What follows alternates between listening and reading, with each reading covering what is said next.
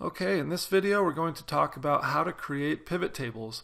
And I'm really excited about this video because you can do a lot with pivot tables and they're really easy to change, and they just make it so easy to do so much analysis and sorting on your data that it's almost unfair.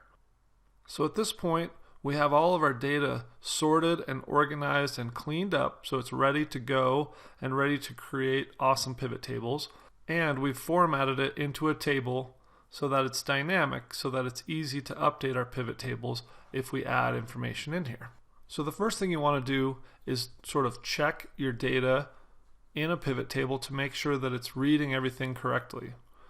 So what I want to show you is if I scroll down, you'll see that I have 63 rows here, and one is the header at the top, so that means we have 62 rows of data in this table.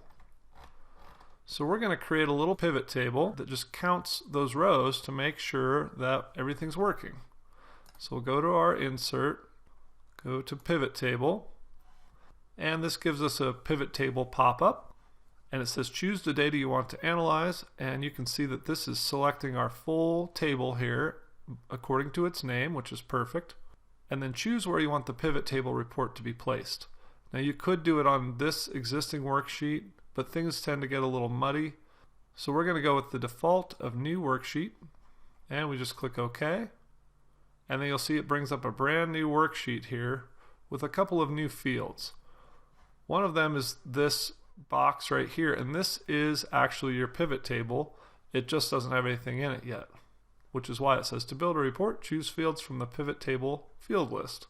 So as long as we are clicked in here, you'll see that this pivot table fields pop-up comes up. Now if I click out of that, you'll notice it disappears because I'm just working in a blank cell. But as long as I'm working inside this pivot table, it's going to give me these fields over here, and this is where all the magic happens. Now this is also where things tend to start getting confusing, and it becomes a little intimidating for most people. So I'm going to go through this part kind of slow, and we're just going to start really simply. But understand that even going slow, it might be a little confusing at first. So this would be a great part of the video to maybe watch a couple of times if it doesn't make perfect sense to you. But believe me when I say once you get this figured out, you're just going to be dragging and dropping these things into different places, and you're going to be creating these pivot tables that are just doing all kinds of cool calculations in a snap, and you'll have a lot of fun with this. Once you figure this out, it's easy to kill an hour just playing with things and seeing what you can come up with. But as I said, we're going to start out by just doing a simple count to make sure that our pivot table is working correctly. So you'll notice that all of these items right here are headers in my table. Remember, we had the sales rep names, we had the region east or west, the item, like a rug or a fireplace, the price of the item, the category it's in, like kitchen, bath, living room, etc., and then the day of the week. So the way that you create a pivot chart is you basically take these different headings and you grab them with your mouse and you drag them into one of these boxes, and these boxes are what create your pivot table over here. So I'm going to drop the days of the week into values right now, and you'll notice that it changes it and says count of day. And what that's doing right here, so it's created a tiny little pivot table, and all it's doing is saying the count of days in the chart. So it's counting all of the rows that have a day in my chart, and it's come back with 62. And remember that when we're looking at our sheet, that if I scroll down, we have, not including our headers at the top, we have 62 entries. So that means that this is counting all the rows, and our pivot table is working perfectly. So here's where pivot tables are cool, because I can easily modify this, change it, or get rid of it by simply grabbing this heading here, dragging it out of one of these four boxes. So I can go to up here, or I can go onto the sheet, and see how there's an X there. That means that if I let go of the mouse, it's going to take it out of this box. When I let go of the mouse, see, it removed it from the values area and it cleared my table back to being blank. So now let's get into this and really learn what these areas do. So this first box here is called the filters, and what that's going to do, if I drop something in there, let's drop the region in there, it's going to put a little bar up at the top here, and I can click on this and I can sort by region. So right now it's set on all, so that means that any data in a table down below here is going to include all the regions. But if I just wanted the data in the table down here to include the East region, I could just click on East and click OK, and now it's going to sort all of this by East. So for now we'll leave this on all. So that's filters. The next one is columns, and columns is going to be, just like it sounds, columns that extend out horizontally in your chart with lists of data underneath them. So let's take the day over here and put it in columns, and you can see how quickly that just pops all these different days of the week right into the pivot chart. Now real quickly, notice how this says column labels. What Excel does is it basically adds these new names to your fields, but this can sometimes be confusing if you're not used to using Excel. So one way to kind of clean up these headers here is to go to your pivot table tools, click on Design, and go over here to Report Layout, and click the drop down. Right now it's showing it in compact form. If you go down here to tabular form and click that, notice how that changes from column labels to day. So now it's using the actual field header, and it makes a lot more sense. So because clearly these are the days of the week. So now we have the region up here in our filters and the days in our columns. Now let's get some of the big ones in there so we can actually start doing some calculations. So now we're going to take the sales reps and we're going to drop them down into the rows. And of course, the rows also lines up just like you would imagine. Each sales rep name is listed in its own row. So you can see how we have a table starting to come together here. We have our columns with the days of the week and our rows with our reps. And so pretty much the next logical thing here would be to grab the price and drop that into the values section. And so now we have all four parts of a pivot table working and active right now.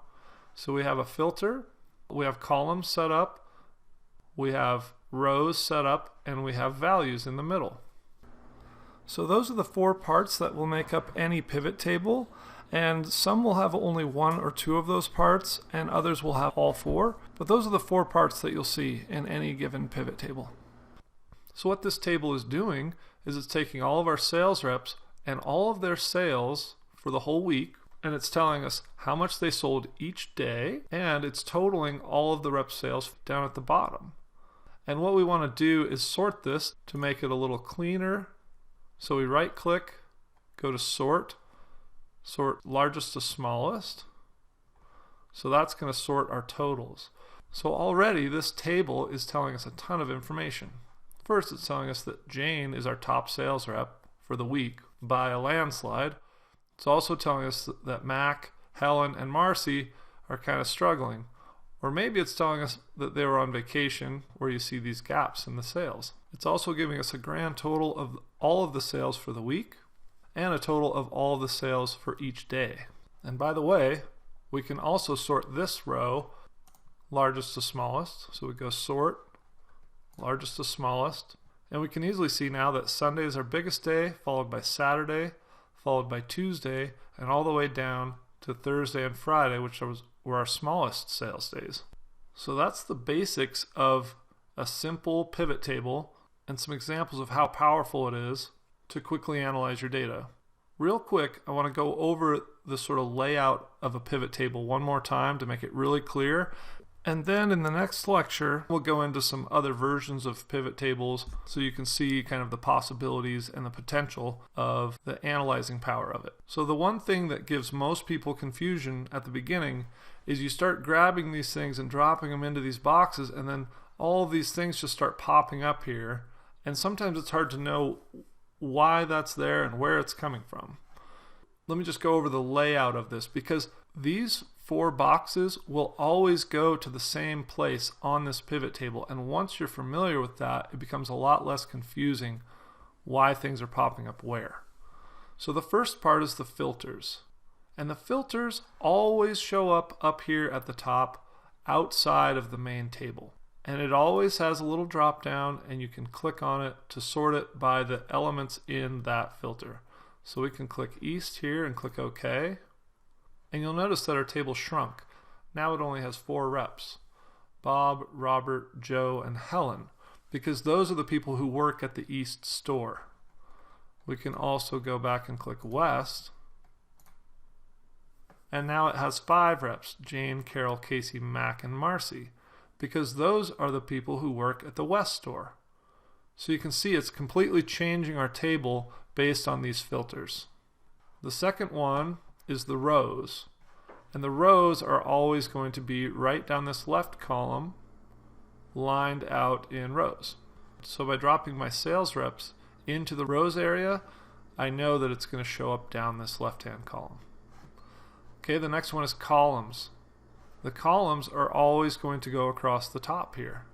So by dropping my days of the week into the columns area, I know that the days of the week are going to extend across the top of my table. And the last area is the values area. And the values area is always going to be what shows up inside of your table. And so by dropping the price into the values area, the price is what's going to show up in here. And you'll notice that this says sum of price. And you can change that by clicking on this drop down and go to value field settings, and see it brings up this pop-up. You can rename this, give it a custom name, or you can change what it's doing here. So for instance, we could change this to the average sales per rep per day. Click OK, and instead of totals, it's going to calculate averages. Of course, that's not a very useful calculation in this situation. So we're going to go back to value field settings and go back to sum. But those 4 areas are always going to show up in the same area on your pivot table. And that's just really important to keep in mind, because as we start dragging these around, it's going to help you a lot. So that's how you create pivot tables, and also how to do some simple formatting and sorting of your data.